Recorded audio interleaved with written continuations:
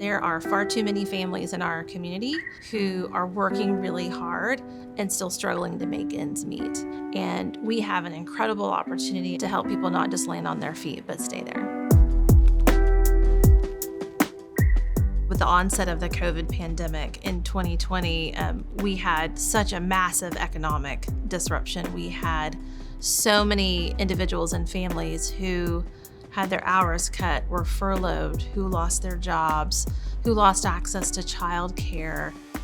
Job availability still remains very good for Houston. Right now, we've probably got some in the neighborhood of about 200,000 active job postings out there versus about 150,000 unemployed people. We're starting to see employers become a little more cautious as we get into the fall. Obviously, there's a lot of uncertainty hanging over 2023, and it just makes sense that after a banner year for job growth for Houston, that they might be becoming a little more conservative going forward. Employers are looking for the most skilled workers they can get when they're ready to start hiring again. And so you want to be at the front of the line, so to speak, when that happens. And so that's why it's key that when there's a downturn, and if you find yourself with a bit more time, because unfortunately you've been laid off, investing in your own skills is a really good bet. Even though we've largely come out of the pandemic at this point, now with inflationary pressures, you're seeing that additional reduced purchasing power for families, creating and exacerbating a lot of the pressures that still remain. If we think of 2020 and 2021 as being the sort of initial shock of the pandemic, and then the rebound, 2022 has been the aftershock of inflation. So that's driven it pretty high for us, in excess of 10% just a couple of months ago. And that's the highest that we've seen now in probably the last 4 decades.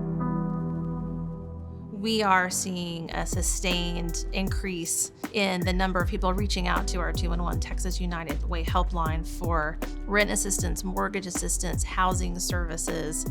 Those calls, those connections have gone up by about 14%.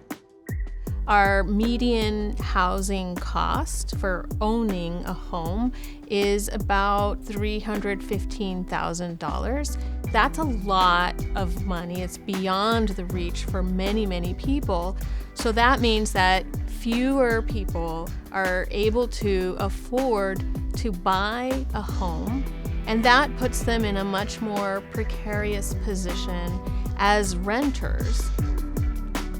These are people that provide many important services that we depend on, but their salaries are ridiculously low, too low for them to afford decent housing, which puts them in a very precarious situation, very high risk of eviction or homelessness.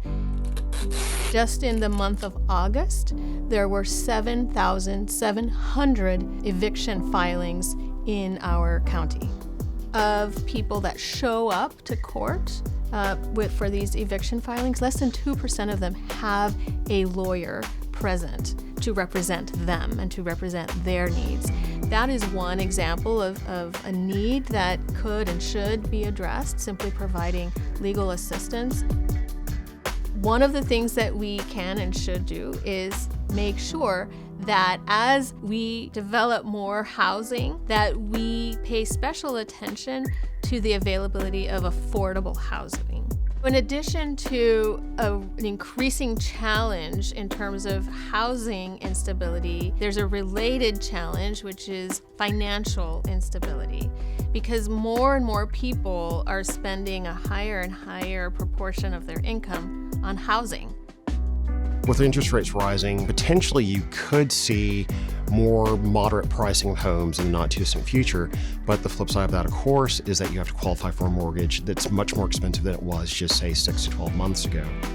The rule of thumb that we use for determining whether housing is affordable is if it costs less than 30% of their income. A lot of families are spending more than 30% on housing.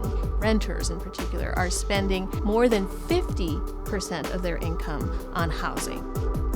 For someone that is spending so much of their income on housing, they can't deal with a simple emergency, which then, of course, spirals into a much, much bigger problem.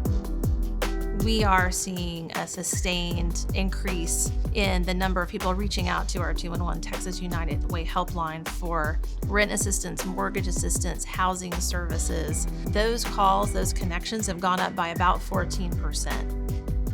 Housing is just such a crucial foundation for everything that we do. Without housing, it's hard to have a job, it's hard to get an education, it's hard to do anything. So we need to ask ourselves that question: what is housing? Is it just a financial investment, or is it a basic right?